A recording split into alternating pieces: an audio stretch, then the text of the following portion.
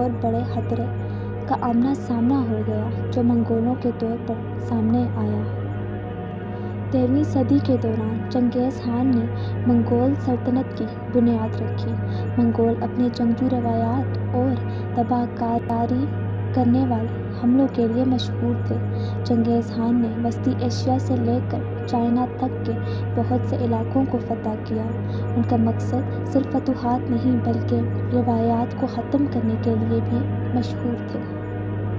Hulagu Khan جو چنگیز خان کا پوتا تھا، اس نے 1258 میں بغداد پر حملہ کر کے عباسد خلافت کو ختم کر دیا۔ یہ جنگ اسلامی تاریخ میں ایک اندھیرا موڑ تھا کیونکہ اس سے بغداد کو بڑے پیمانے پر تباہ کر دیا گیا اور اسلامی علمی اور تہذیبی اثر کا نقصان پہنچایا۔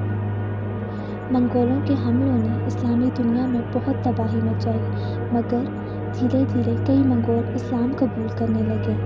منگول سلطنت کا جنگجو اثر قائم رہا مگر اسلام قبول کرنے کے بعد ان کا حکومتی نظام بھی اسلامی اصولوں پر مبنی ہو گیا۔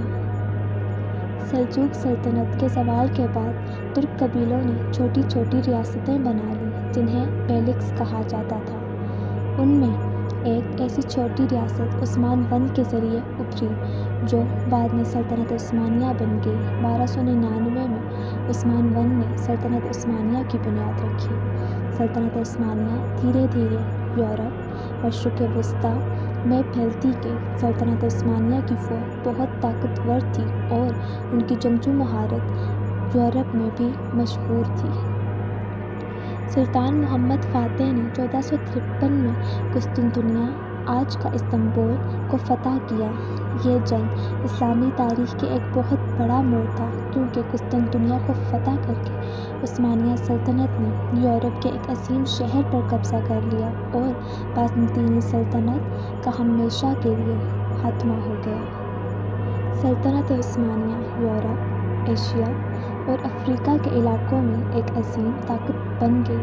سلطان سلیمان کا دور سلطنت کا سب سے شاندار دور تھا۔ انہوں نے یورپ میں بہت سے علاقے فتح کیے اور اسلامی فتوحات اور تہذیب کو بڑھاوا دیا۔ سلطنت عثمانیہ کے دور میں اسلامی قانون اور تہذیب کا بہت بڑا اثر رہا اور انہوں نے اپنی فوج کو مزید طاقتور بنایا۔ سلطنت عثمانیہ نے وینا کو 2 مرتبہ گرانے کی کوشش کی مگر انہیں یہاں پر شکست ہوئی۔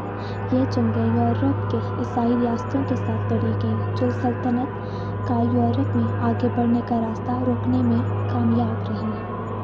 17ویں صدی کے بعد سلطنت عثمانیہ دھیرے دھیرے زوال کا شکار ہونے لگی۔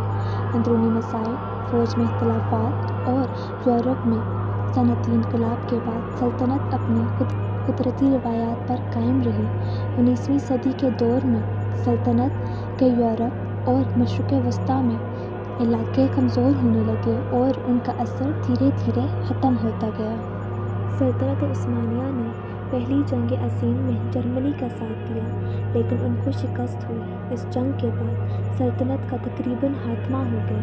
1923 میں مصطفیٰ کمال اتا ترک نے ترکی کو ایک ماڈرن ریپبلک بنایا اور سلطنت عثمانیہ کا ہمیشہ کے لیے خاتمہ ہو گیا۔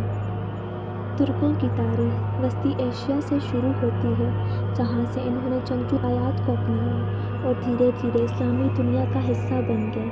سلجوق سلطنت نے ترکوں کے جنگجو اثر کو بڑھایا مگر منگولوں کے حملوں نے انہیں کمزور کر دیا۔ سلطنت عثمانیہ نے اسلامی دنیا اور یورپ میں ایک نئی طاقت کے طور پر اپنا آغاز کیا اور بہت سے علاقے فتح کیے مگر اندرونی مسائل اور یورپ کی ترقی کے سامنے سلطنت عثمانیہ بھی زوال